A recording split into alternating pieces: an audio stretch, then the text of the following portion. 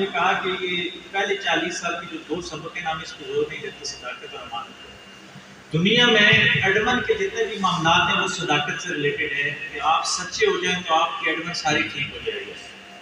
اور دنیا کے معیشت کے اکنامک کے جتنے بھی مسائل ہیں وہ دیانت سے جڑے ہوئے ہیں کہ آپ امین ہو جائیں تو آپ کے سارے مسئلے حل ہو جائیں۔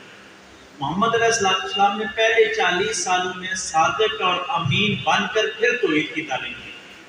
مسلمانوں کا المیہ یہ ہو گیا کہ ہم صادق اور امین بعد میں بننے کی کوشش کرتے ہیں اور کلمے کی دعوت اور اسلام کی پوری دنیا میں پھیلانا پہلے شروع کر دیتے ہیں۔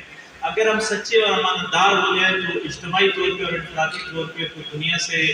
غربت بھی ختم ہو جائے، بےروزگاری بھی، اور خاص کر کے تیسری دنیا جو اسلامی دنیا اس سے ختم ہو جائے۔ اب حضور علیہ السلام کے سسٹم کو ہی ہم فالو کرتے ہیں کہ وہی لوگ جو مکے سے نکلتے ہیں تو اپنے گھر بار چھوڑ کے جاتے ہیں، غریب لوگ ہوتے ہیں جن پہ زکوٰۃ بھی لگ رہی ہوتی ہے، اور